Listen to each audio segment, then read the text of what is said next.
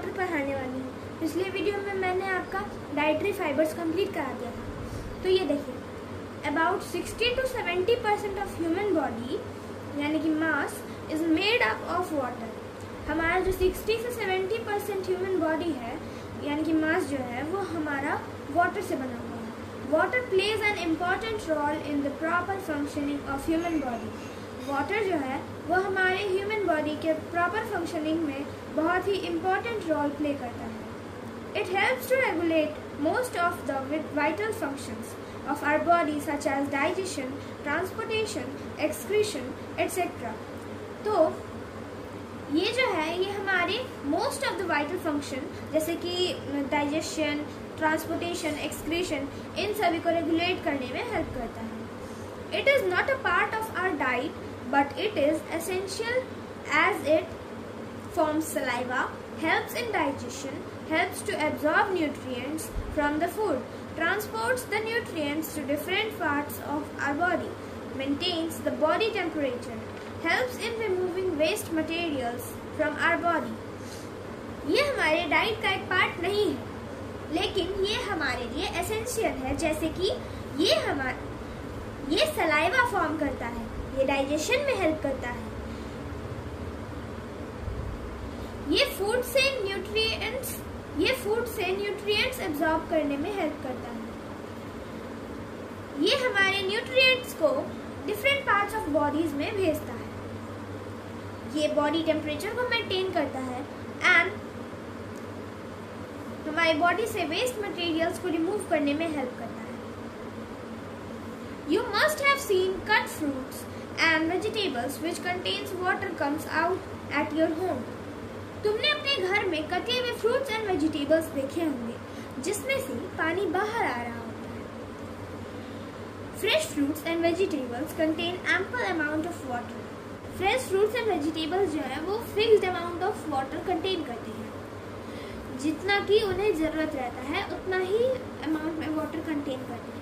We also add water to food while cooking. हम लोग cooking करते वक्त फूड में भी पानी डालते हैं। सो main sources of water are drinking water, cooked food, fruits, salads, milk, etc.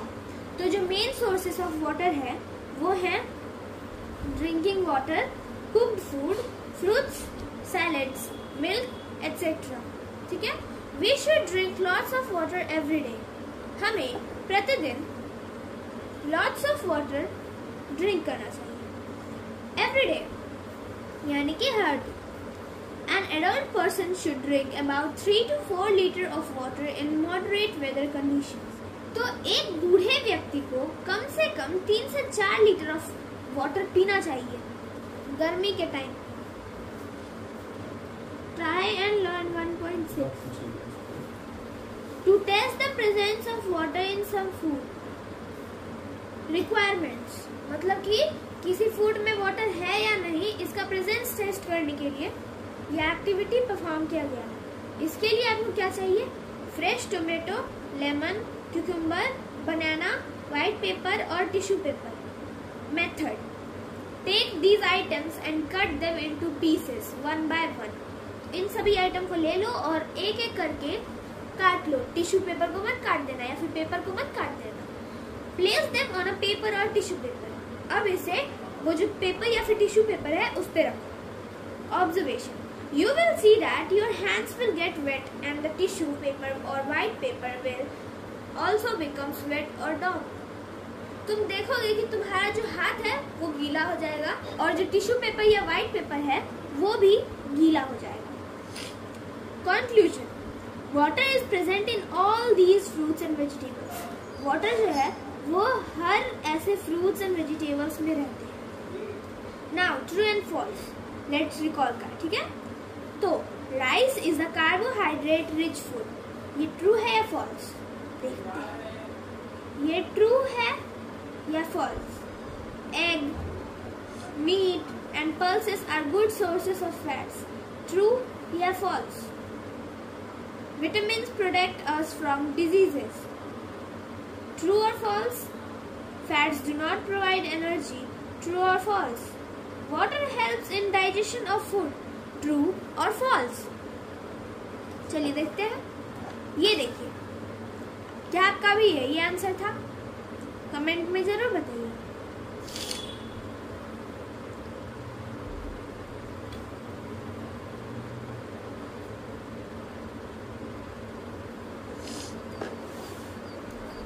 तो आते हैं हम लोग सेकंड क्वेश्चन पे।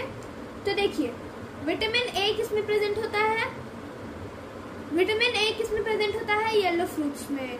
और विटामिन सी ऑरेंज में, विटामिन डी सनलाइट में, और आयरन बनाना में, सोडियम सॉल्ट में, एंड कैल्शियम मिल्क में।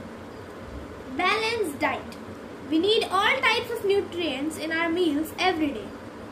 हमें हर प्रकार का न्यूट्रिएंट्स चाहिए होता है हमारे डेली लाइफ के मील्स में, ठीक है? Since a single food item does not contain all the nutrients in sufficient amount, क्योंकि एक सिंगल फूड में हर वो न्यूट्रिएंट्स प्रेजेंट नहीं होता है जो कि सफिशिएंट अमाउंट में होना चाहिए।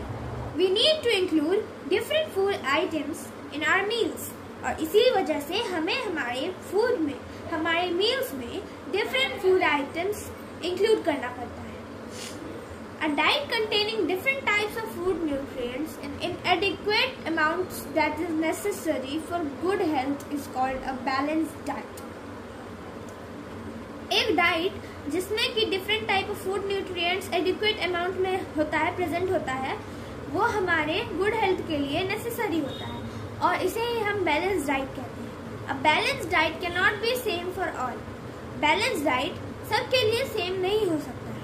It depends on age, gender, and the type of work or activity that we perform. तो ये हमारे एज पे, जेंडर पे, and the type of work or activity that we perform, उस पे निर्भर करता है। Some special features of balanced diet are as follows. कुछ स्पेशल फीचर जो कि बैलेंस डाइट के हैं वो ऐसे दिए गए हैं। Fruits, vegetables, rice and chapati, pulses and beans, dairy products. Now, the growing children need more proteins, so pulses, eggs, meats and nuts should be added more in their diet. एक बढ़ते children के लिए, मतलब एक growing child के लिए proteins बहुत ज़रूरी होता है, इसीलिए उनके डाइट में pulses, eggs, meets and nuts होने ही चाहिए। Physically, hardworking people need more energy-giving food such as rice, chapati, potato, ghee, etc. Physical works जो करते हैं, physical hard works जो करते हैं people, उन्हें ज़्यादा से ज़्यादा energy giving food चाहिए होता है, जैसे कि rice, chapati, potato, ghee, etc. Pregnant women. The pregnant women and nursing mothers need more proteins and milk products to nourish the baby. तो जो प्रेग्नेंट वुमेन होती हैं और जो माँ जो अपने बच्चों का ख्याल रखती है, उनके लिए प्रोटीन्स बहुत ज़्यादा ज़रूरी होता है, और मिल्क प्रोडक्ट्स जो कि उनके बच्चे को, जो कि उनके बेबी को बनाता है। The people doing less physical work need more fibrous but less energy rich food. तो वो पीपल जो कि लेस फिजिकल वर्क करते हैं, उन्हें ज़्यादा से ज़्यादा फाइब्रस लेकिन कम एनर्जी रिच फूड चाहिए होता है। We can maintain the nutritional value of each food item in the following ways. हम इन सभी न्यूट्रिशनल वैल्यू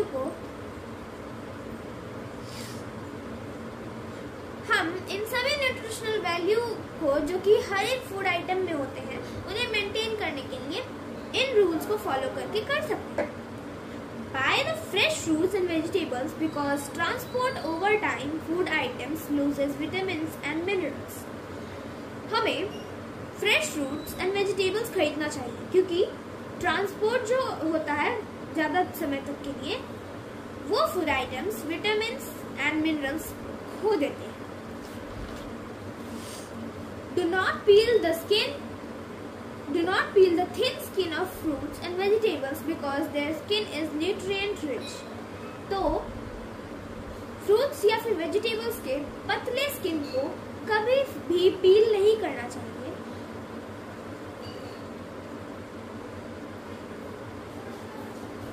क्योंकि उनका स्किन जो होता है वो न्यूट्रिएंट रिच होता है।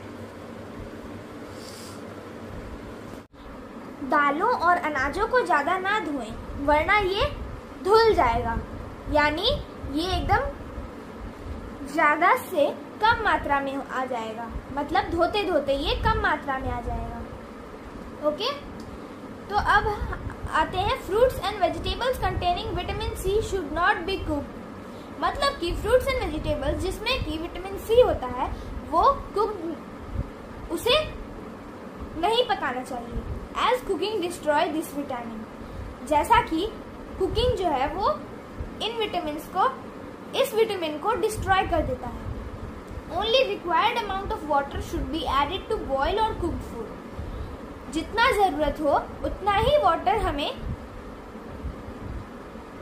फूड में डालना चाहिए जब उसे हम पकाते हैं या फिर बॉईल करते हैं। Over cooking of food should be avoided. Food का ओवर कुकिंग हमें अवॉइड करना चाहिए। अब हम लगाते हैं डिफिशियंसी डिजीजेस पे। A disease caused by the lack of a nutrient in the diet, usually a particular vitamin or mineral, is called a deficiency disease. Diet में किसी भी तरीके के न्यूट्रिएंट्स की कमी होने के कारण जो आपको रोग होता है, बीमारी होता है, खास तौर पर विटामिन और मिनरल्स की कमी होने पर जो आपको रोग होता है, बीमारी होता है, उसे ही हम डिफिशियंसी डिजीज कहते हैं। Such diseases occur due to the lack of nutrients in diet over a long period. लंबे समय तक डाइट में न्यूट्रिएंट्स की कमी होने के कारण डिफिशियंसी डिजीज होते हैं, यानी कि ये सब बीमारियां होती हैं। Some common deficiency disease and their symptoms are given in the table below. मतलब कि कुछ कॉमन डिफिशियंसी डिजीज और उनका सिम्टम्स नीचे दिया हुआ है। तो विटामिन ए का डिफिशियंसी डिजीज है नाइट ब्लाइंडनेस, और इसका सिम्टम है पुअर नाइट विजन और लॉस ऑफ नाइट विजन। ठीक है, अब है विटामिन बी। इसका डिफिशियंसी डिजीज है beri, nervousness, paralysis, weak muscles. अब है विटामिन सी। इसका है स्कर्वी। तो bleeding of gums, swelling of joints, मतलब स्वेलिंग मतलब तो जानते होगे सूजन। अब है vitamin D, rickets, weak bones, decaying teeth. अब है विटामिन के। इसका है हेमरेज। तो इसका सिम्टम है clotting of blood is affected. ठीक है, अब है आयरन। इसका है anaemia, less haemoglobin produced in blood. ठीक है, मतलब कि इसमें क्या होता है कि हमारे ब्लड से लेस हेमोग्लोबिन प्रोड्यूस होता है। तो इसका सिम्टम है weakness and fatigue, loss of weight, pale skin, loss of appetite. अब है आयोडीन, गोइट्रे। अब इसमें होता है abnormal enlargement of the thyroid gland, retarded growth, mental disability, calcium, bone and teeth decay, weak bones, excessive bleeding of gums, stunted growth, tooth decay, weakness, phosphorus, rickets in children,